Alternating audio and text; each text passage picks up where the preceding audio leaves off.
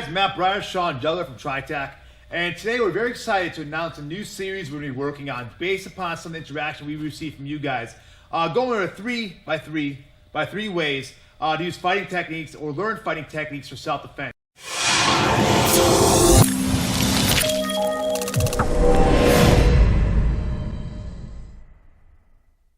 And 3 areas we're going to explore are self-defense situations, meaning I'm going to get punched, grabbed, or I'm getting choked and I have to escape a situation.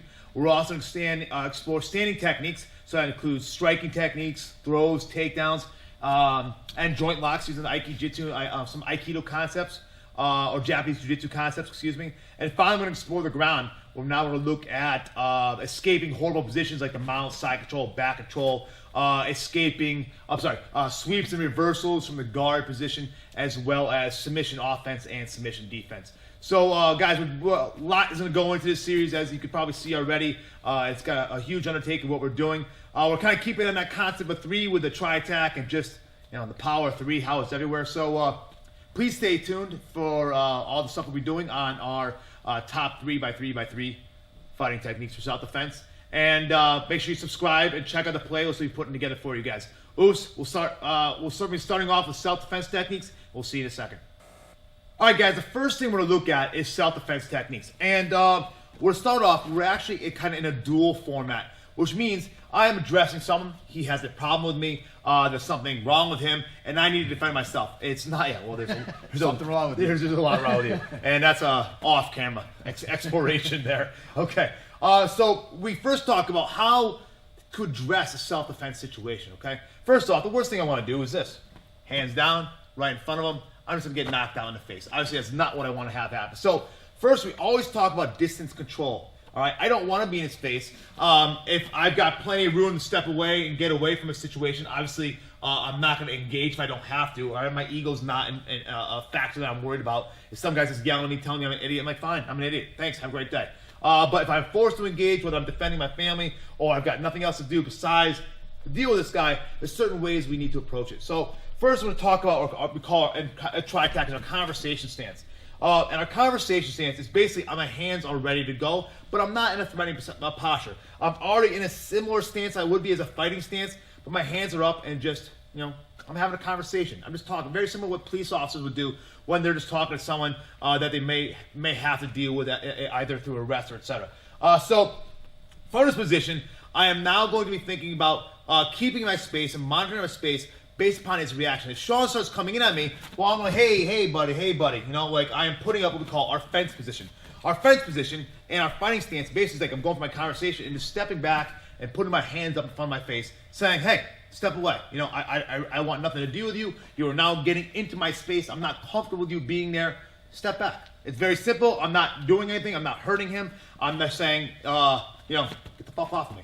Excuse my language, but that's what it is.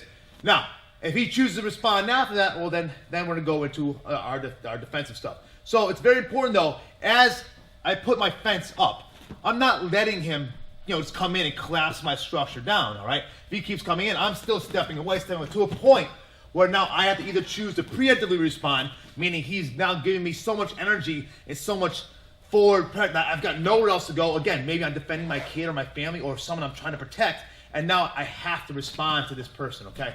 So next thing we're going to explore is now going from our fence position into a punch defense position. Okay, now from our fence position, now we're going to start exploring using a self-defense, we call framing and TRITAC. We're going to explore different areas of self-defense striking. So right now we're working on striking self-defense, meaning I went from my fence position where I'm expecting an attack from him, whether it be a punch, hammer fist, kick, knee, etc. If it was a weapon, my level of escalation would greatly increase, and I'd be looking for a weapon of opportunity myself. But that's getting into more the deadly force and my responses there. We explore that a lot in our TRITAC systems, but right now we're talking about this base layer self-defense. So we'll start off with a concept we call a framing. So I'm in my fence, and I'm going to play percentage base. What I like about the fence is that straight punches, he sees traffic right here. It's like, well, he doesn't want to punch my hands, he wants to punch my face. When I'm in my fence, it's a listening response to the outside. Right, so that's his typical pathway, right? Power hands to the right, he's just come over and just boom, looking for that big bomb, all right? So, similar concept is like a high guard. If he throws that punch, I'm putting up a high guard, all right? Now, we're not boxers, so we're not kind of staying in here and looking to exchange in a duel. There's a lot of forward pressure from him, a lot of aggression from him, and we need to respond accordingly. I may be smaller than Sean, and I need to kind of put up another stopping point. Let's think about a fence. Now I'm getting into close range, like stopping him, like addressing like his energy by putting like things in a way. So now when I go to high guard, we're gonna use what we call frame one. Now I'm gonna enter in, boom. And now I'm putting an elbow in his face or in his neck. I'm stopping his attack with that arm, but I'm also kind of ricocheting, or he's like ricocheting off of me because I'm putting these two elbows, yeah, thank you, in the way. So again, he's coming in, boom. We're just looking at to defend that punch, and from there, obviously, we can go into a lot of different things. In the TRITAC systems, in TRITAC unarmed, you'll see a lot more striking components. So we'll go a lot into punches, hammers, headbutts, knees, kicks, more elbows, etc. There's a huge striking layer there. On TRITAC Jitsu, we're going to look to enter in and go through throws and takedowns, etc.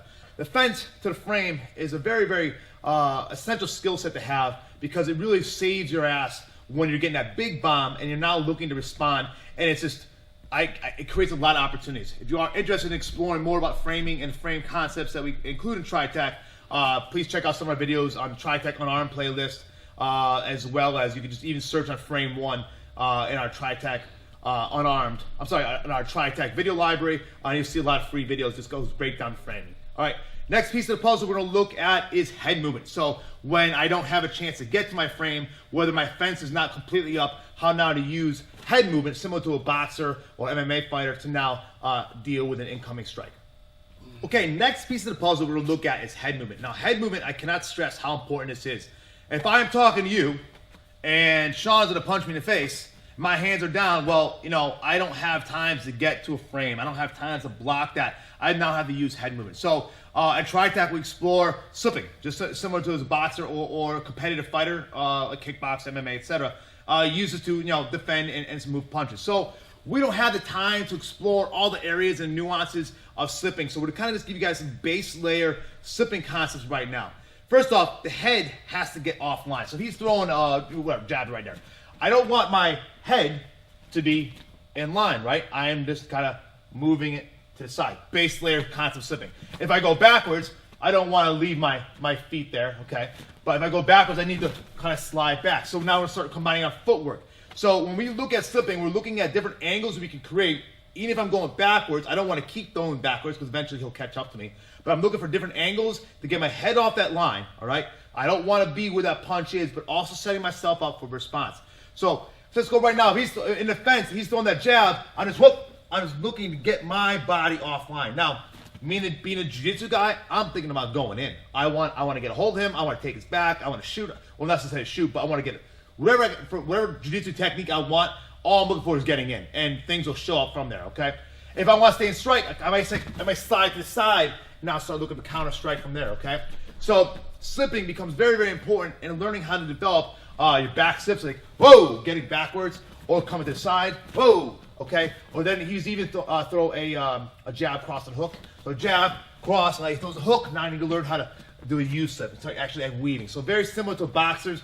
You'll see us when we do our TRITAC training, we do the rope training, a lot of focusing on head movement, and then combining in, plugging our frames in after. So if say I slip this punch, boom, now I'm back to my frame to destroy the cross or enter in off the cross. So you can see how they start playing together. And what we're gonna do right now is to put some focus mitts on and go through a little drill to show you guys how you can now start putting these together and learning themselves with your partner or just in shadow boxing. All right, we'll see you in a second. Okay, guys, now let's look at a drill, putting all those three concepts together. So we'll start first in our fence position. So I'm in a fence, I'm in a duel, and we're gonna look at three different responses he's gonna give us to defending it. So first, we're gonna look at the haymaker. So we're in the air on fence, he throws the haymaker, boom. I'm just now learning to enter in, receive that hit, and be strong, all right? I want you to like, come on, give it to me. I want more, all right? It wasn't enough. So he gives it like, boom, and now we're back, all right? So he throws it again, boom, now we're back. Boom, now we're back. Now I'll do the same thing, he throws a hook. That one, that's my, yep, boom, sorry. Left hook, yep. So he throws left hook, same exact thing, boom, in my fence, and all I'm now learning the timing. And as soon as you guys start kind of getting that rhythm, like the walkthrough speed we call it right now, you start moving around a little bit. You start putting on your MMA gloves and elbow pads and doing the same type of thing to kind of develop that ability, okay? Next, let's look at jab cross.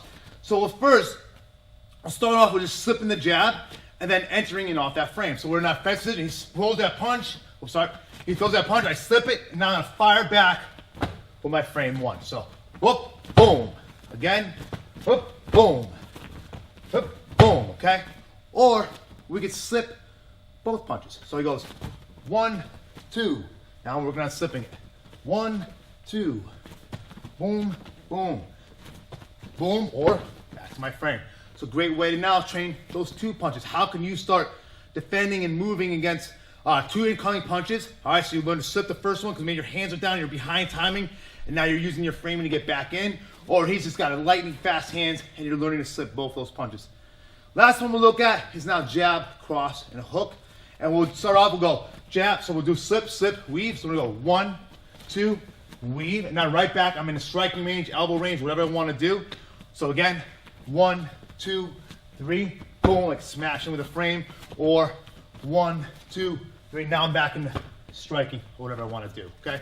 And of course, we can add a frame interrupt in there too. So he can throw a jab, boom, I frame, he throws that hook, I come around again, boom, and now I'm unloading right into a punch, hammer, strike, elbow, whatever I want. So great little drill to play with for you guys to kind of experiment, getting that feel of all your, from the fence, to the framing, to head movement.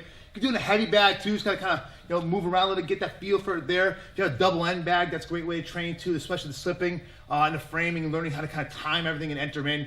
So yeah, guys, those are your first 3 self-defense techniques from a striking perspective. So we're dealing mostly right now is punch attacks, so that's what you're gonna face. In our next series, we're gonna go into now your self-defense grabs. So front, forward, and back. All right, guys, front, side, and back. All right, guys, we'll see you in the next series. Thanks for watching. Please subscribe. Peace.